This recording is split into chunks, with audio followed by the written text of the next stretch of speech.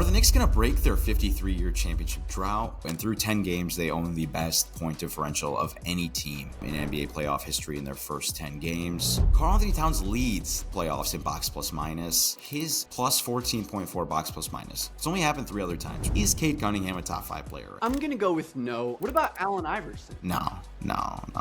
I know he's MVP, but he was never an MVP caliber player. I don't know if people like to hear that.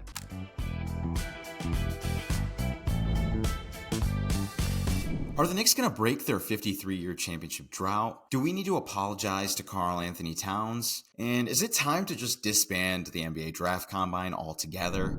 This is Bucket Talk, and I'm one of your hosts, Matt Issa, here with Ben Pfeifer, and we're ready to bring you a jam-packed first ever episode. Ben, what's up, man?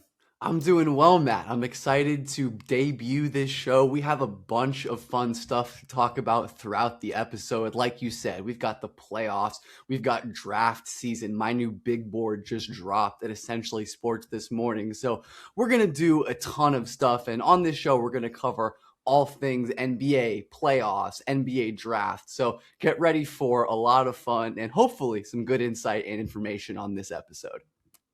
Yeah, now really quickly, this is the first episode. Let's just get some pleasantries out of the way. Of course, like Ben said, this show is going to be about the NBA. We're talking NBA free agency. We're talking playoffs. We're talking X's and O's. We're talking salary cap. We're talking prospects. I mean, Ben has probably the greatest understanding of prospects in the history of everything. We're also going to answer some fan questions. We got some fan questions today. I got 3 of them. We're going to play some fun games. Really quickly, though, Ben, could you tell the fans, the listeners, about your background in this space just so they can become oriented with you? For sure. I've been doing scouting and NBA draft work for almost 8-9 years at this point, which feels absolutely crazy. I'm from Los Angeles, California. Not a Lakers fan, but I do have the Lakers hat and the Clippers jersey sitting in the background. But yeah, I love the NBA draft. I love prospect development. That's always kind of been my favorite angle to look at players through, how they're improving, how they're getting better, how can we project who's going to break out, who's going to bust, who's going to exceed all expectations. That's just so much fun to me. And obviously, I write about the NBA as well. I've covered the league for quite some time too, but I'm really excited to really present all of my ideas about the draft and keep talking with you, Matt, about basketball. So, Matt, why don't you tell the people a little bit about you and what your background is? Yeah, of course. Unlike Ben, never a great basketball player. So those who can't they write and they coach and they teach. But this is my 6th year now in the space as a writer. I've been working for a bunch of different sites. Now we're both with Essentially Sports. I do a lot of writing. Now to start, this would not be a show if we did not talk about the New York Knicks, who are 8 wins away from ending their 53-year drought. They just went through probably one of the best 7-game runs that a playoff team has ever gone through. And through 10 games, they own the best point differential of any team in NBA playoff history in their first 10 games. And they've somehow managed to look just as dominant and just as impressive as the Oklahoma City Thunder have on their side of the bracket. But Ben, talk to me about these Knicks. Like, what's going on here? It's a really impressive team that I think a lot of people were down on earlier in the season because they just hired Mike Brown, because they were figuring stuff out, they were tweaking. But they've made so many big adjustments, changed the way they've used Karl-Anthony Towns, which we'll talk about in more depth in the near future. Jalen Brunson, using him more off the ball, has been big for his offense. And lately, we're just getting the most out of all these players. Mikal Bridges has really turned up his play in the postseason. OG Anunoby has always been a matchup nightmare in the playoffs with how he can defend everyone, how strong and explosive he is, and how skilled and good at three-point shooting he's become. And even the bench is really contributing. Of course, Mitchell Robinson, one of the most dominant per-minute rebounders and defenders in the league. And then players like Jose Alvarado making big contributions. It's just a very good, well-rounded team with star power and good coaching. It's a very strong operation right now. And even though they maybe haven't played the strongest opponents as of yet, I do think that they're set up well to keep going deep into the playoffs. Yeah, and I mean, I posed this question on Twitter today. Who has played the tougher opponents so far, the Thunder and the Knicks? And usually, when you ask that question about a Western and Eastern Conference team, you're always going to lean towards the Western Conference team. They tend to have the stronger opponents. And it's not like the Thunder have played bums. Like I thought that Suns team was very frisky all season long. Nobody wanted to play them. They defend very well. They offensive rebound very well. They turn you over like crazy. And the Thunder just made them look like children, as they did with the Lakers, who are a well-coached group who's kind of galvanized around JJ Redick, LeBron James. But with the Knicks, you mentioned the good coaching thing. And a couple weeks ago, I wrote a piece for essentially Sports about how I was kind of disappointed with Mike Brown's coaching, right? With just some of their lapses in attention to detail and how it looked like he was getting outcoached by Quinn Snyder. And I mean, there's a reason why I'm here right now and not in a front office, because now that I have more evidence, right? Max Kellerman, he always says, like, my opinion changes as the facts change. And I mean, the facts have changed right now. Like, you look around at this team, and of course he's revamped the offense, right? They're shooting more threes, which is a big thing with Tom Thibodeau. They were very archaic in that regard. They're playing faster. The ball is moving around more. There's more viscosity, I think is the word, right? That's a good word. I don't know. Yeah. Like fluidity. Isn't that another word for like fluidity? I think of something viscous as kind of thick, though, and, slow moving. Maybe like it's a big vat of low viscosity. They have less viscosity. Maybe it's the opposite. I don't know. Friction. Somebody tell us. Somebody comment below. This is a basketball show, not an English show. Yeah. But I think the big thing is, so in the regular season, like you would regularly see, that wasn't a play on words, but you would regularly see that he wasn't beholden to Karl-Anthony Towns, right? Like he's like, I don't care that you're the second highest paid player on this team. I don't care that you're the second most name recognition. Like if you're not playing well, we're not going to close games with you. And there was numerous times this season where they would close games without Karl-Anthony Towns, right? And that's caused him to be like, hey, like this isn't guaranteed for me, right? I need to elevate. I need to play well. And then Mikal Bridges in game 3, he gets benched. He barely plays. He has that awful plus minus. And since then, he's been spectacular in a way that we haven't really seen from him since he put on a Knicks uniform. And even look at like Jordan Clarkson, right? This guy is career bucket getter, right? He's made a good amount of money. Like he doesn't need to change who he is, but he's been able to embrace this like defensive first, key role player, chaos inducing role. And even though he was benched for a part of the season, right, he was out of the rotation and he never lost hope in Mike Brown and his vision. You could say the same about Landry Shamet, who was benched for parts of the first round, was just incredible in game 3 against the 76ers.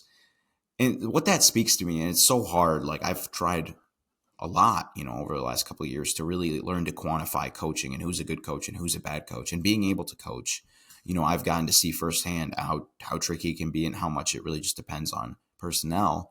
But these little things, the fact that these guys are so bought in to Mike Brown, right? Bought into all these changes. They're bought into playing defense better. They're bought into rotating more, bought into these different roles, right? That speaks a lot to what he's doing, and that really makes them a formidable team. It certainly does.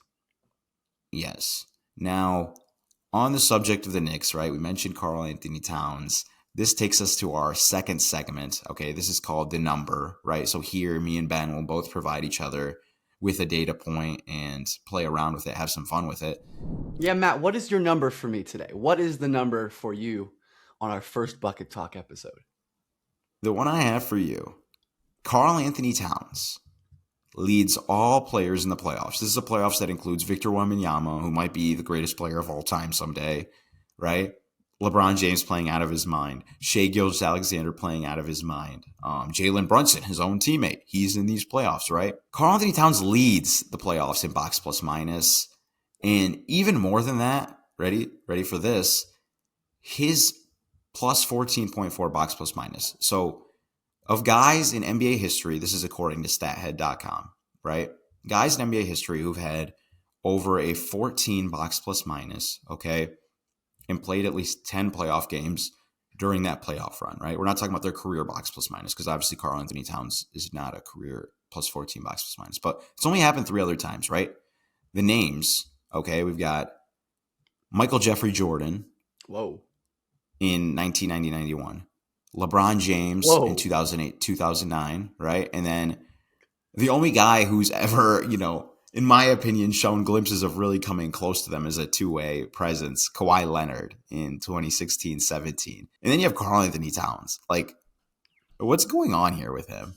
That's quite the company. And I think it really speaks to, honestly, Towns, but also Mike Brown and his ability to get the most out of Towns. I think the biggest difference to me, at least, has been how Towns has been effective as a passer. He wasn't really passing the ball much in the last postseason. I remember, especially against my Pacers, they were loading up, taking away his drives, and he was really uncomfortable playmaking out of those chances. But Mike Brown has flipped the script, used him as a playmaking hub, and run everything around him. I mean, they'll have OG Anunoby and Jalen Brunson screen for each other off the ball, and I have no idea how you're meant to stop that with two players of that magnitude off the ball. And Cat has been excellent from the high post, from the pinch post, finding other teammates. And of course, he's scoring well. I think he's had a very nice defensive season as well, relative to maybe his reputation. But Towns' all-around game has been so impressive to me. Maybe I wouldn't have guessed it to be, a top 4 box plus minus playoff performance of all time. And of course,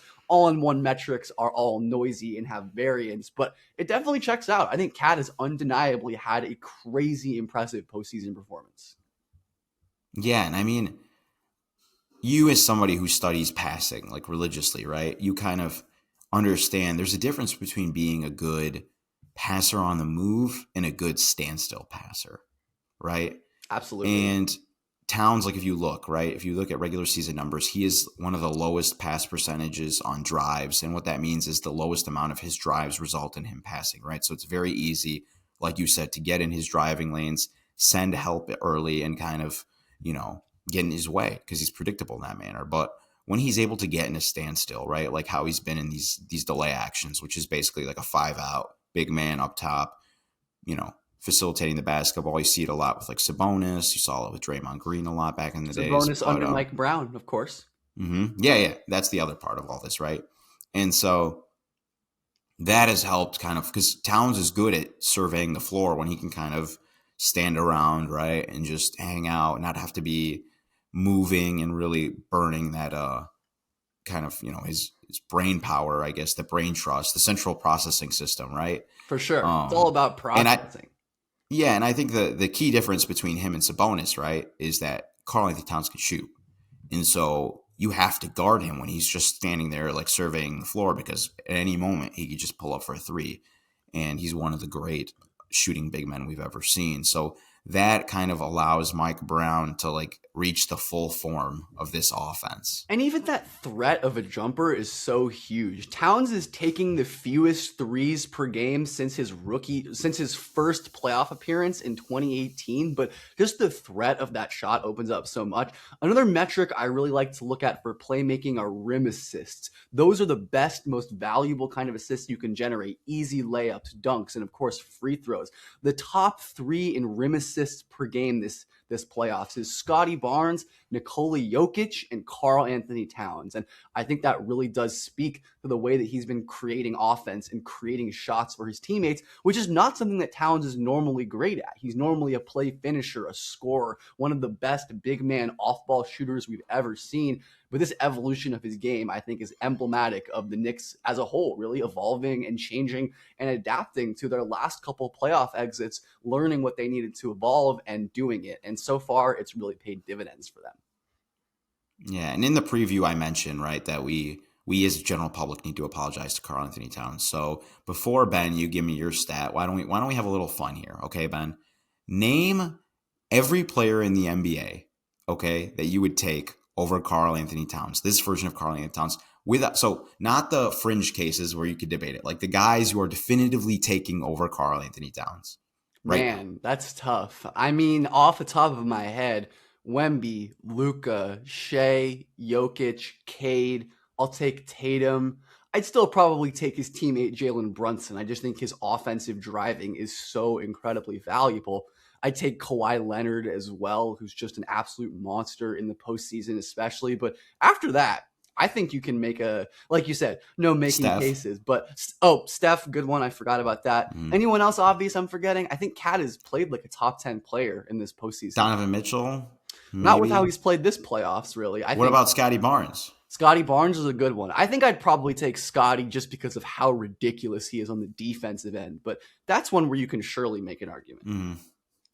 So what we're getting at right now is he's playing at a top 15 level at the very least, right? Absolutely. And Matt, it's really important in the playoffs, of course, as we're talking about, to have these elite players who are going to create offense. So my number for you is going to be a bit of a trivia game. One of my favorite basic stats to look at is points created. That's just points plus the points derived from your assists. So Matt, why don't you guess, or do your best to guess, the top 10 in points created per game in this year's postseason? And I'll give you a hint. Karl-Anthony Towns is actually not on this list. Shea's got to be on there, right? Shea is third, 46.8. Okay. Nikola Jokic. Nikola Jokic is second, correct. Okay. Wow. They're 2 and 3. Jalen Brunson. Jalen Brunson is sixth. Okay. James Harden. James Harden is not in the top 10. He's just outside of it, actually. What about his teammate, Donovan Mitchell? Donovan Mitchell, even lower, actually. Barely inside the top 20. Scotty Barnes? Scotty Barnes is fourth. That's correct. So I've got 4 guys so far? That's correct. You've got 4 of the top 10, Matt. You're doing great. 4 of the top 10. Okay, I gotta be quick. Oh, Cade. Cade is number 1. There you go. He has absolutely been creating. And we'll talk a little bit more about Cade later in the show. So what do we got? I'm just stalling right now I'm just trying to go through the NBA teams. Who even plays basketball anymore? Who does play basketball? Is Victor Wembanyama? He's not. We've only got one Western Conference player left. The rest are Eastern Conference players. I feel like LeBron. LeBron is correct. That is the last Western Conference player. He is 8th in points created. You are missing number 5, number 7, number 9, and number 10. Okay, so just to point out, there's no Anthony Edwards then. None of the Spurs guards. Nope, those are Western Conference players. Yeah, no Book. Back to the East. I'm trying to go through here. Tyrese Maxey. Correct. 9th. Okay. Good old Maxey. Is there a Celtics guy on there? Is Jason Tatum on there? Jason Tatum is on there. That is 7th. Okay. Just speaks to his evolution as a passer, and why he's better than Jaylen Brown. He definitely is better than Jaylen Brown. Yeah, that's a whole other can of worms. There's no way Paolo Banchero's on there, right? Paolo is 5th in points created in the playoffs, which surprised me. This is a volume stat, of course, which doesn't really encapsulate efficiency, where Paolo would struggle. But yeah, he definitely is creating a lot of points with his passing and with his scoring this playoffs. Yeah. You've got one more. Quacks like a duck, walks like a duck. Eventually it is a duck, right? That's what they say. I got one more, you said? You got one more, number 10. It's not Jalen Johnson, is it? Nope, but this player does share a team with one of the players we already said. It's the only pair of teammates on the list, actually. Okay, so is this is he an all-star? I don't know. I don't think he was an all-star this year, but this is an all-star caliber player at his best, for sure.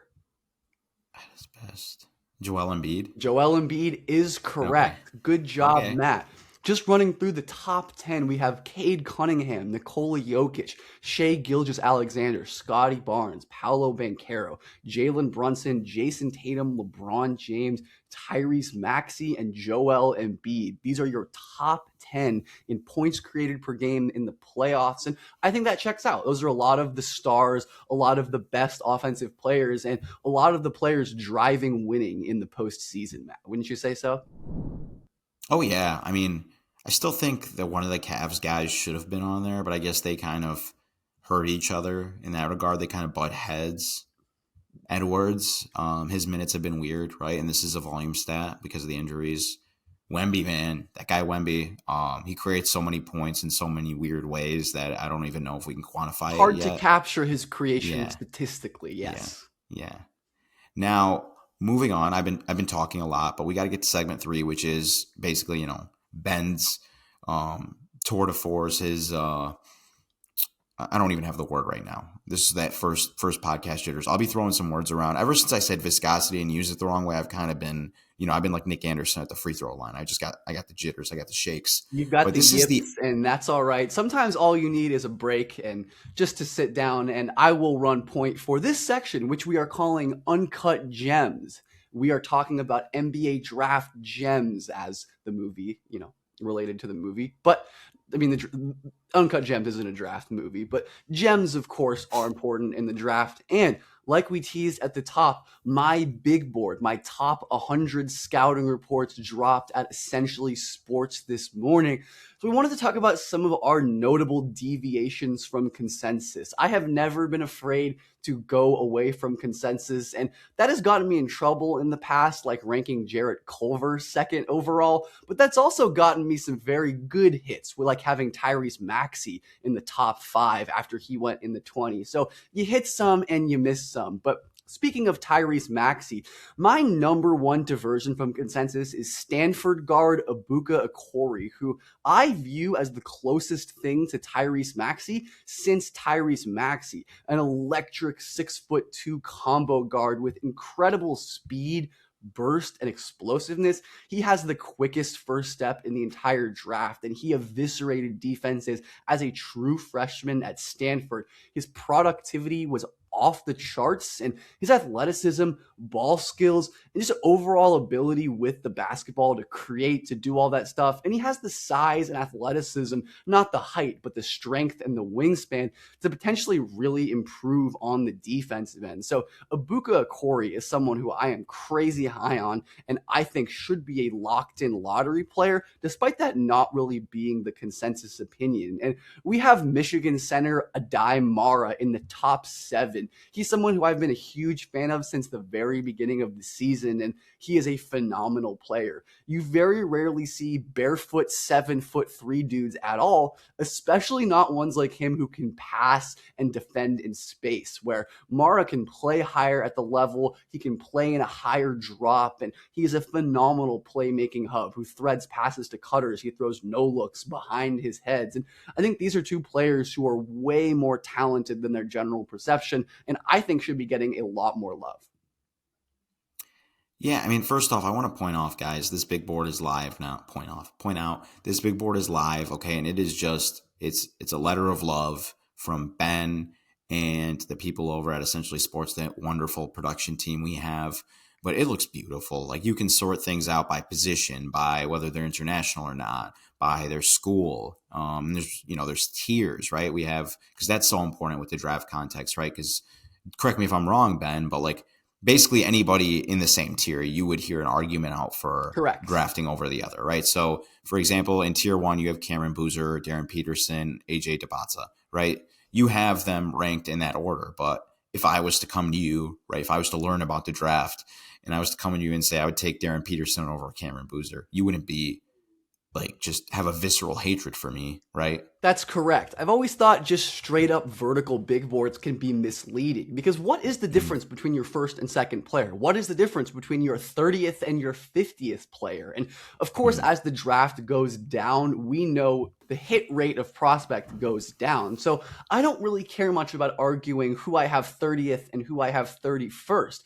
Let's take a prospect like Yaxel Lendeberg, for example, who is a 24-year-old rookie, good at everything, will contribute almost immediately, versus a player like Chris Sinak out of Houston, freshman, who is 18 years old, incredibly raw, and will have tons of physical upside but room to grow.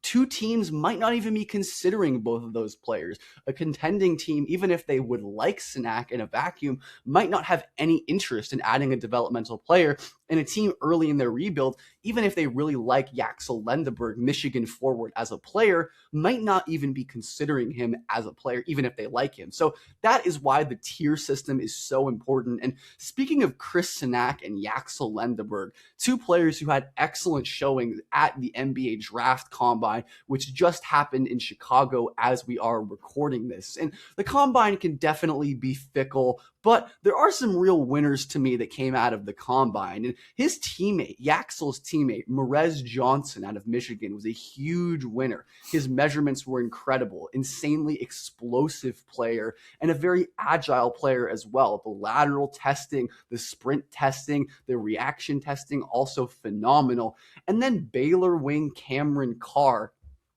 is maybe the biggest riser of the combine cycle. He went nuclear in the combine scrimmage he played in. 6'4" with a 7-foot plus wingspan, exceptional explosiveness. He's always reminded me stylistically of Trey Murphy, a bouncy, explosive wing who loves to pull from 30 feet, even when that might not be the best idea. But the talent is clearly on display for a player like Cameron Carr, who I've been a big fan of for a long time and is really getting his flowers, which is great to me.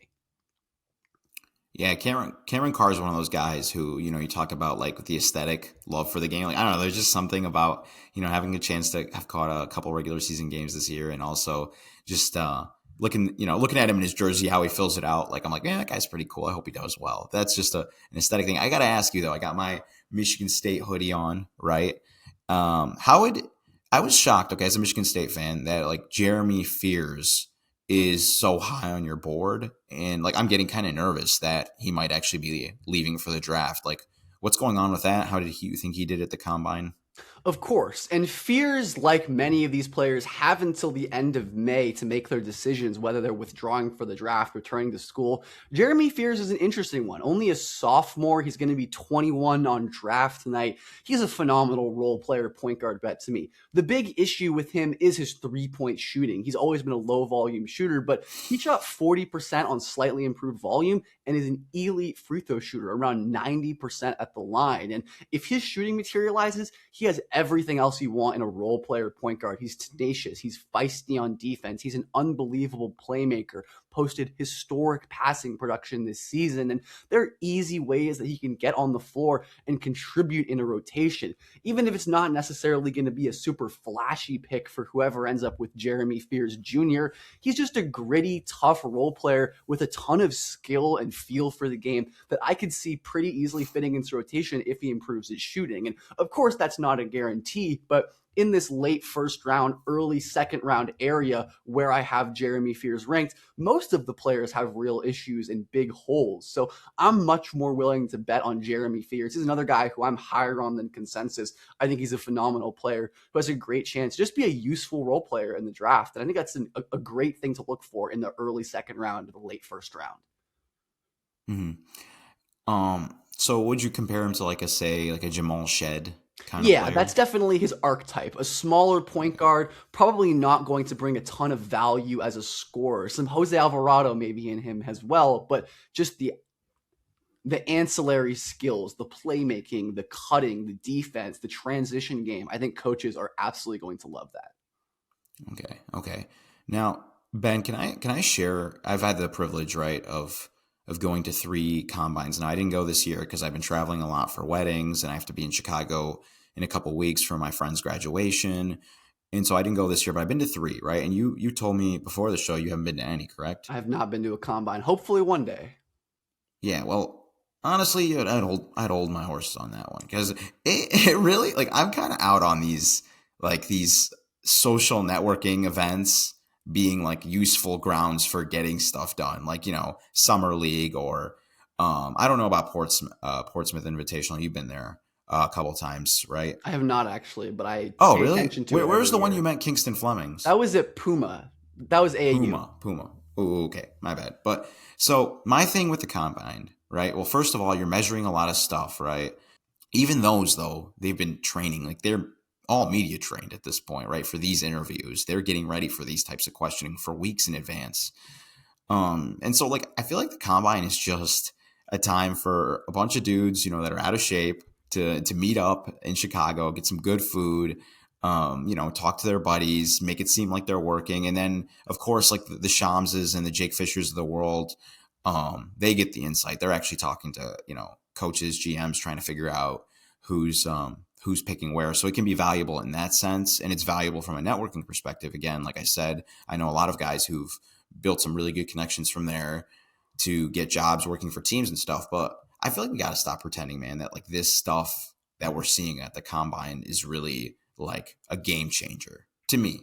I Am think I we just ignorant need to there? have realistic expectations. Dane Brugler of the Athletic Football Show likes to say that the combine is just a cross-checking exercise, and I really do agree with that. If something in the measurements or the scrimmages or whatever is surprising, did not show up on tape, then I think it's fair to go back and look. For example, Terrace Reed, UConn center, his agility scores were a little bit better than I would have guessed based on my view of him as an athlete. So I went back and looked at a little tape, and I think maybe there was a little bit more there. And his issues might be a little more related to technique and awareness than raw skill. And those are the utilities for the combine. And I think the scrimmages I've actually began to value a little more. There is a decent history of these scrimmage stars like Jalen Williams and Andrew Nemhard going on to be very good in the NBA. I do think there's a little bit of value in a player being able to adapt to a strange environment. In these scrimmage environments, none of these players have played together. None of these players have been coached by the coaches, and there's no scheme. There's nothing to hide behind. So the players who can really stand out in that environment, I do think it's worth something. But combine results are never going to seriously change how I view about a player, unless there's some big medical information or something like that. And all of that, of course, teams are going to have, and we might not be privy to on the outside. That stuff is really, really important. But the combine is mostly for fanfare. It is an objectively fun event, and it's helpful to get all these players in one place, just to measure them, to get medicals done. But yeah, I'm not making sweeping changes or declarations based on combine results, basically ever. Nice, nice, nice. Now let's move on to segment 4, the sixth man. Okay, and in this one, right, sometimes we'll have a guest. Today we're gonna answer some fan questions from Twitter. You could, by the way, if you ever have questions for the show, tweet at me, tweet at Ben. You could DM us, and if they're thoughtful questions, not like Matt, why are you balding? Then we will answer those questions. I might actually answer that question if you guys are willing to ask it, but. We have 3 questions for you today. After that, we're going to have a little bit of fun with Ben. I'm going to ask him a couple questions. We're going to do a quick thought experiment, and then we're going to get you out of here. But with those 3 questions, so I got them pulled up on Twitter, right? Ben, the first question I have for you is Cade Cunningham, this is by BIB Hoops, by the way. I've known him for a long time. I've been following each other on Twitter for a long time. But is Cade Cunningham a top 5 player right now?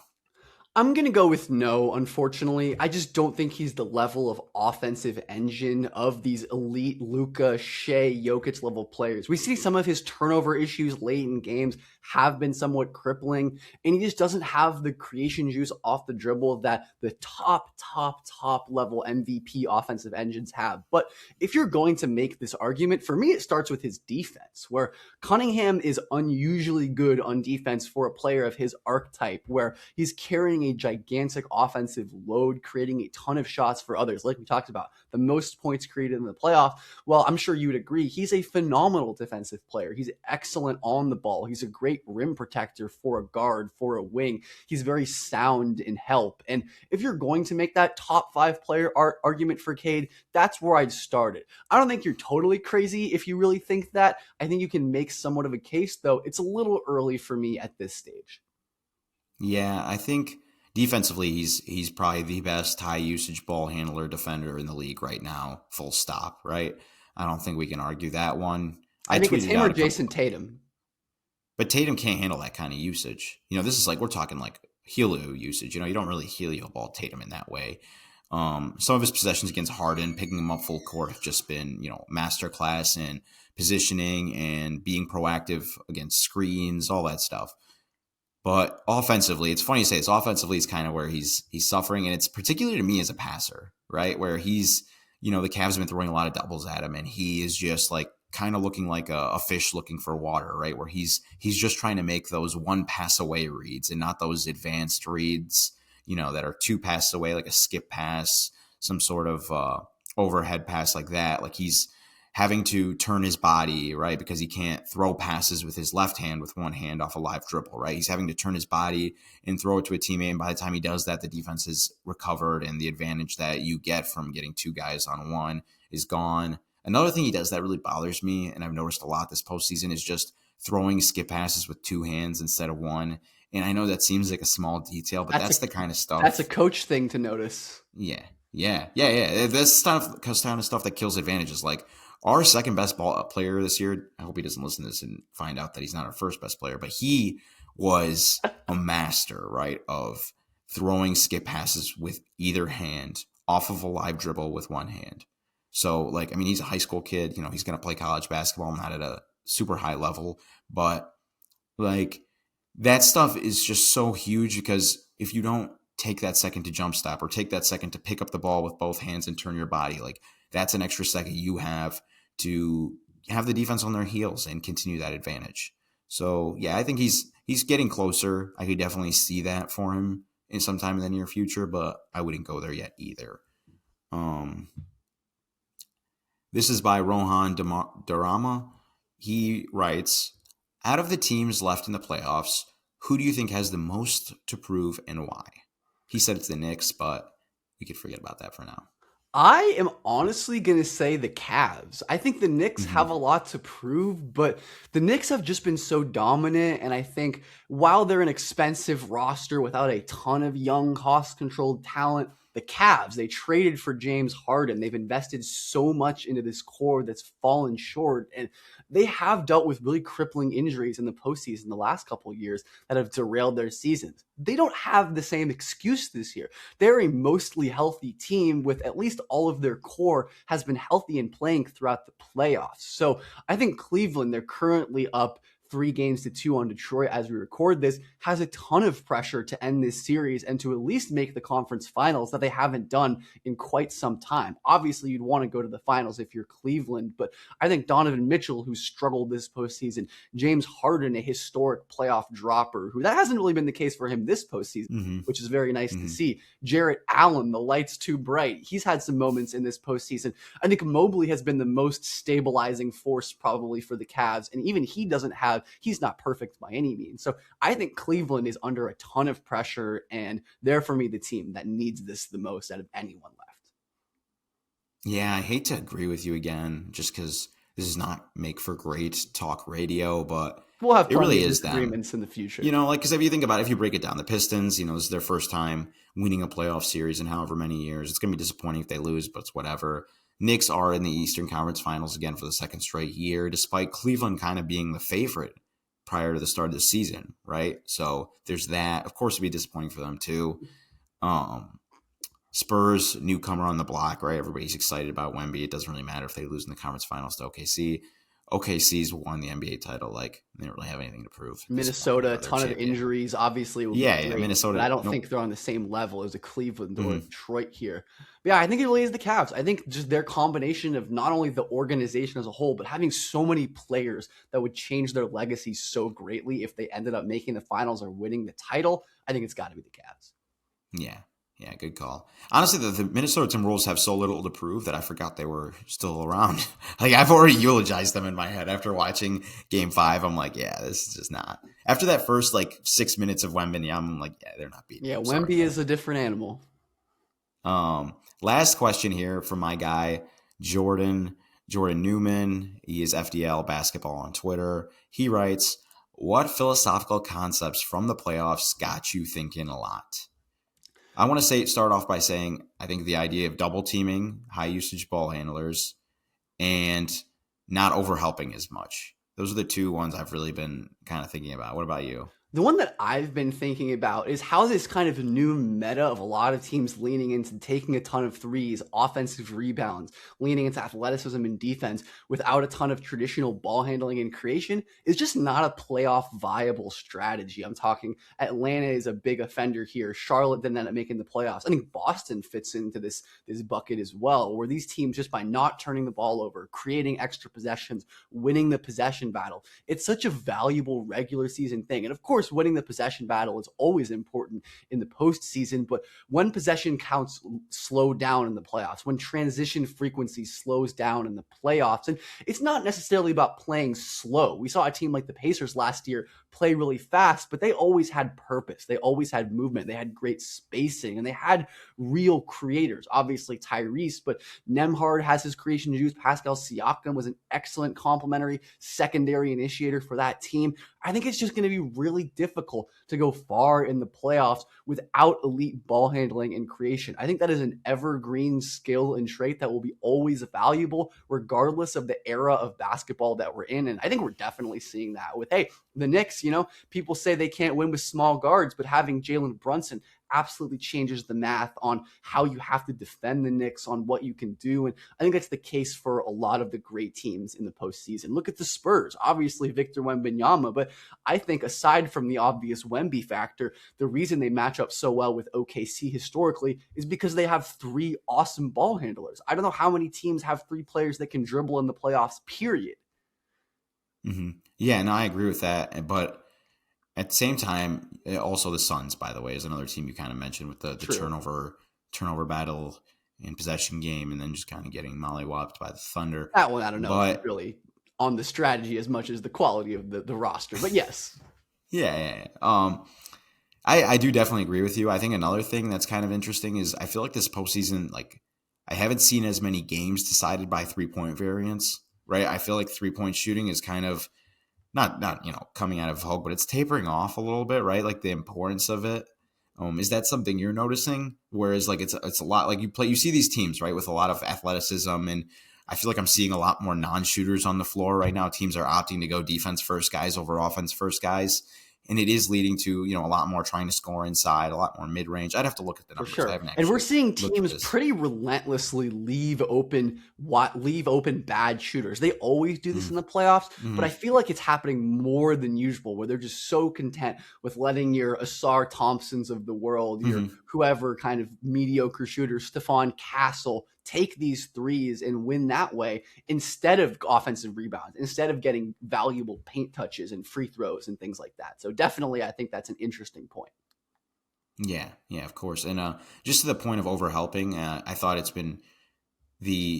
just such an advantage when you have a team, right, that one like knows not to like leave a ball side shooter unnecessarily, or kind of just be in no man's land instead of sticking to a shooter when a guy's driving baseline and that strong, what becomes the strong side corner, right?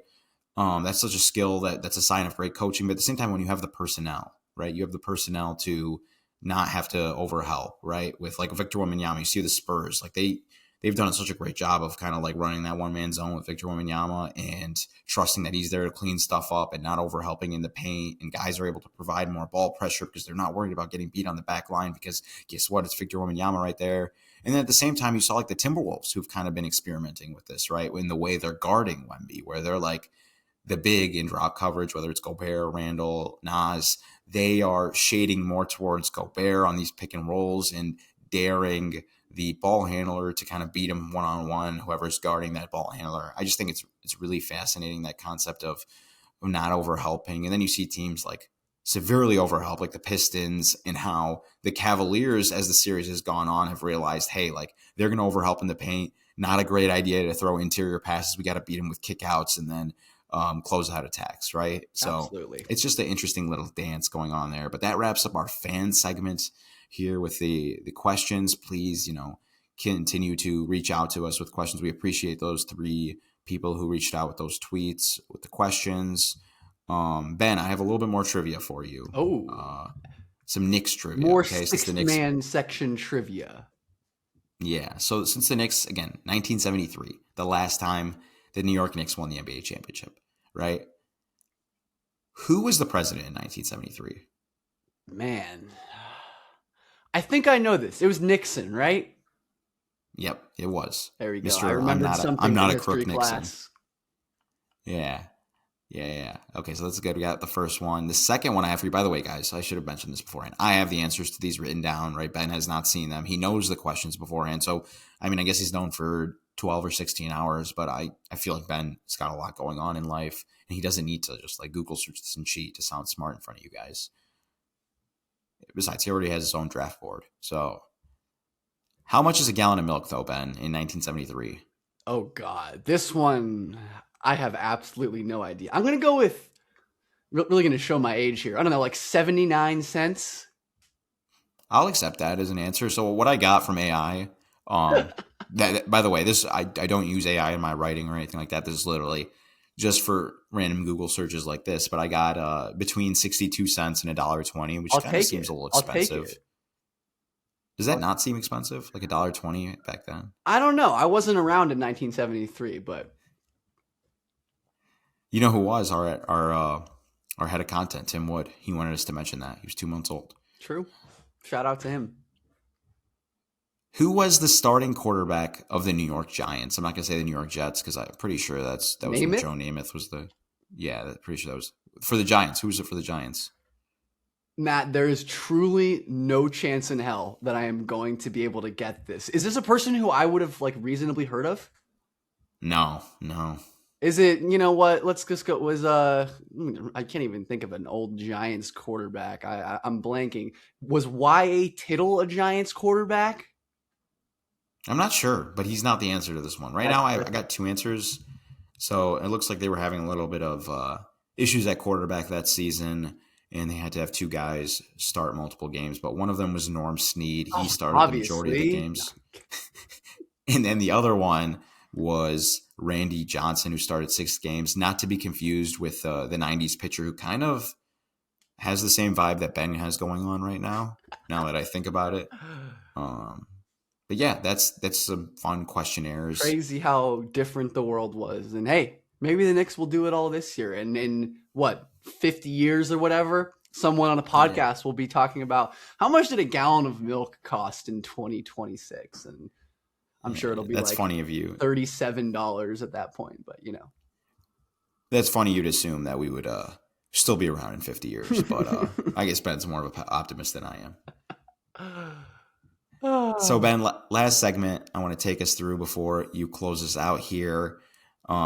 Chris Paul been a big talking point on Twitter now that he's retiring. Of course, you know, one of the all-time great players, also one of the all-time great players to have never won a ring, right? Off the top of our head, let's try to create a quick like top 5 best players to never have won a ring. Chris Paul's got to be number 1. I'm such a Chris Paul guy. I think he is the point god. I think his ability to create shots, play defense, engineer incredible offenses. I'm so in on that. First guys that come to my mind, Charles Barkley never won a title, correct? He was phenomenal at his peak. Elgin Baylor, another one who I know has never won a title, who's another one of those all-time great players. Those were the first 2 players that came to my mind. And obviously we have modern players as well who are going to be up here, like Luka. Is Luka already up there for best players to never win a title? James Harden. I don't think Luka has enough years to compare yet. Harden, I don't think yeah, that's definitely one. I think if CP3's up there, then Harden is. What about Westbrook?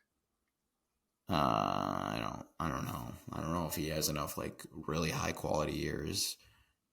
And or are we doing like peak wise? Because then we could bring in like I don't know, like Penny Hardaway. He's a good one.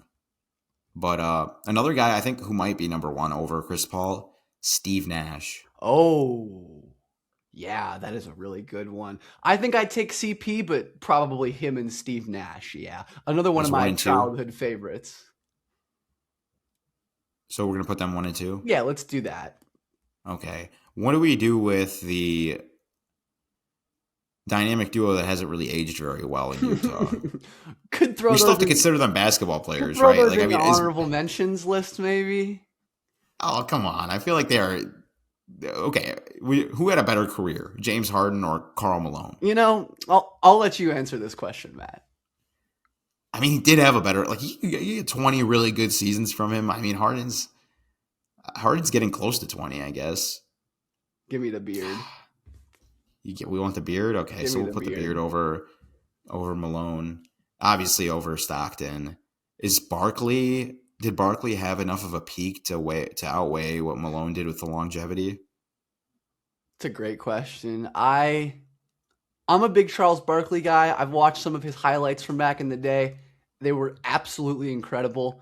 So I'm partial to Sir Charles here. Okay. Are we sure that we're not like X? Are we sure we're not just doing that because Charles Barkley's just like a much better human being? Like an infinitely better human being? You know, sometimes people need to and can be rewarded for such things. So you know, Chuck, if you're listening to this, I think you were a better player than Matt does. So, and certainly, I think he was a great player, but I just Draymond Green does. Yeah, that's a whole other can of worms. I feel like okay. Let's just go. Let's go Harden. Allen Iverson? 3. No. He was never. I know he's MVP, but he was never an MVP caliber player. Like if you really I don't break know if it people down, like to hear that. Tracy McGrady? We could talk about that. We could talk about that a different day. McGrady, I don't think he had enough amazing years. There's Patrick Ewing too, but I think Reggie Miller. I'm putting Reggie Miller on my list because I'm biased. Oh, Reggie Miller is another good one. Man, this is tough. Okay, let's just go with our top 3 then. I guess would have to be CP3, Paul Nash, Steve Harden. Nash, James Harden. What a list. Okay. We should be recording next Thursday, live next Friday, right? What will be the NBA be like in a week? I think we're going to have the Cleveland Cavaliers in the Eastern Conference Finals against the New York Knicks. I think we're going to have the San Antonio Spurs in the Conference Finals against the Oklahoma City Thunder. I don't know if that's too hot of a take, but I'm going to say the Cavs close it out in 6. They do the impossible. They actually win on the road in the playoffs. So that's what I'm going to go with. Maybe this blows up in my face and the Pistons are in the Conference Finals and you can laugh at me. But what do you think, Matt? What's going to happen in a week from now when we record? Am I allowed to correct you on air? You can, yeah. Okay. Well, the Cavs play at home tonight, so they already did the impossible one. Just kidding. The Cavs are going to do the impossible. So it's already blown up in your face, but you didn't even need the week to go by. I remember. Yeah, I'm probably with you on that. I think it's going to be tough for the Pistons to win 2 straight, especially with how evenly matched these teams appear to be. I could see it going to a Game 7, though. But, yeah, I would go Cavs, Knicks, Spurs, Thunder, and when would the conference finals start? Do you know? Monday or Tuesday, probably. Okay. Well, I predict the Spurs will have a series lead by the time we meet. Interesting. That's my I'm going to say the Thunder will have a series lead, so we can see who's right in this one. Okay. And I think the Knicks will be up on whoever they end up playing. What will Karl-Anthony Towns box plus minus be next week? 14.5 maybe? Can we keep moving it up? But thank you so much to everyone for listening to the first episode of Bucket Talk. This was a lot of fun. I'm Ben Pfeifer with my co-host Matt Issa. As always, we'll be back next week with more NBA playoffs, NBA draft talk. And thank you so much, everyone, for listening to our show.